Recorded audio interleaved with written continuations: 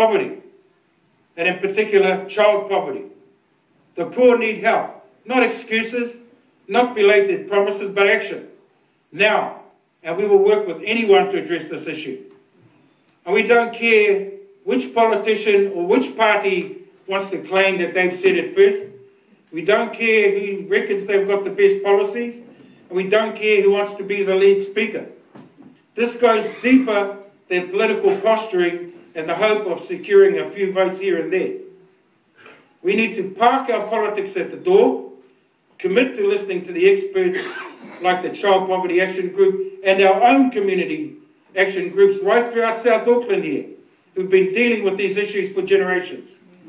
And we need to agree upon a course of action that delivers immediate and positive change for the children of the poor. We need a formal commitment to a plan to eradicate poverty. We need to work together on legislative change regardless of who the government might be. We need to commit to doing something now, not next month, not next year, but now, before poverty becomes normalised in the lives of our country.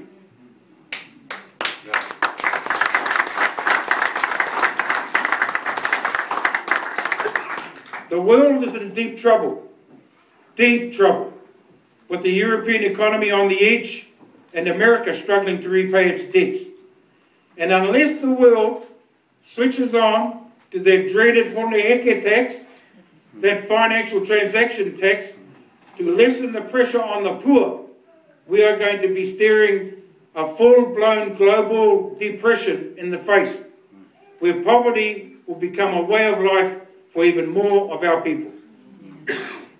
And having allowed ourselves, governments, to take us down a track where we are now locked into the global economy without safeguards, we need to accept that when those other economies start going down the toilet, nobody's going to care about our exports or about our economy or about our people. It will literally be every man for himself.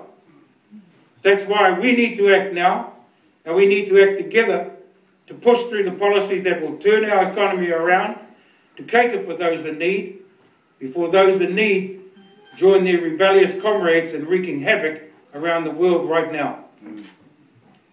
Failure to act is simply not an option. We call on all those who profess a love for our country to join with us in a war on poverty before it's too late. But it's one thing to identify the problem, and it's another to offer the solutions. Mana's policies are simple, and they're geared towards eradicating poverty. And here's our simple plan to improve the nation. 1, abolish GST to ease the financial pressure on those on low incomes. 2, get rid of pokies, loan sharks and liquor outlets in poor communities. Yeah. 3, a free, high-quality education system, because that's the best investment a country can make. Yep.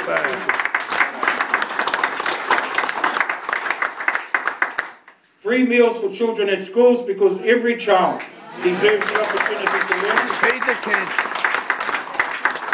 And every child deserves to start the day with a decent meal, regardless of their circumstances. Provide jobs for everyone on the unemployment register. Yep. In schools, on marae, in hospitals, old people's homes, kaumata and kuia flats, and community facilities. Because a working family is a better family.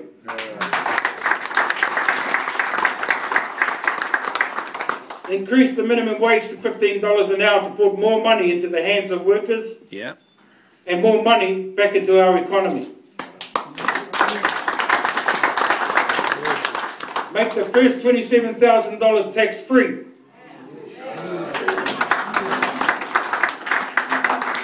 To give people more money for the basics in life, like food, power, petrol, and rent.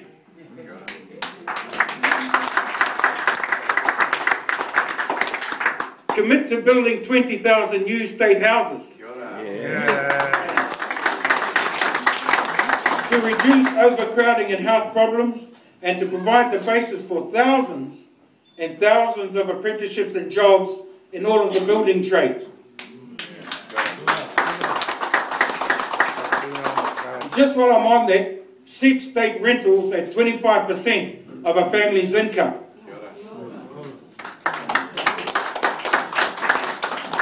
And free health care for everyone.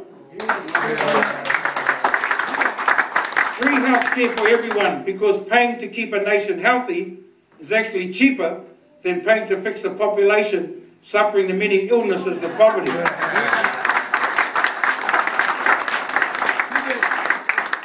There are other ideas, and we don't have them all, but this package would immediately reduce the level of poverty by increasing incomes, reducing prices, and providing people with jobs and homes. Our ideas aren't rocket science, but we can pay for them with a simple savings and tax plan engineered by the brilliant John Minto.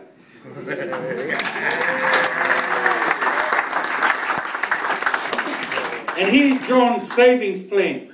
Tax the rich. You save money by giving no more tax cuts to the rich. Yay! By giving no more tax breaks for big business. Yay! By giving no more bailouts to failed finance companies. Yay! Tax the rich. By cancelling the construction of new prisons. Yay! By putting an end to subsidies for those rich white private schools. Yay! And giving no more public money for millionaire yacht races in San Francisco.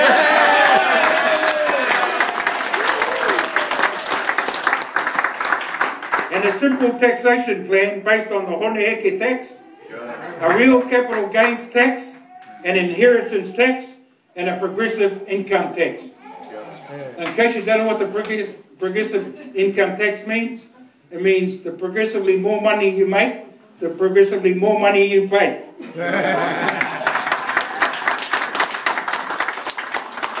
Folks, I began this address by talking about the alliance between Labour and Ratana and the bond they formed to serve their people. Well, today we face an almost identical set of circumstances. We are in a financial storm that will get worse before it gets better. We have an ever-growing population of poor people in desperate need of employment, housing, education, and proper health.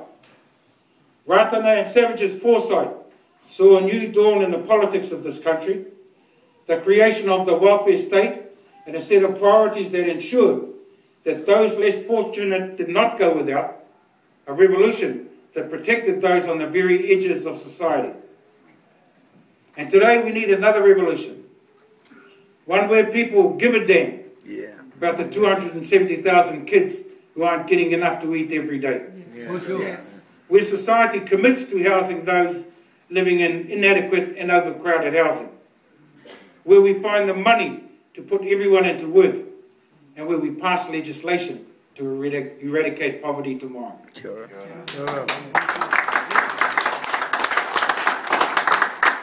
We need to turn our priorities on their head and reorder our world to put our people before profit and our children before everything.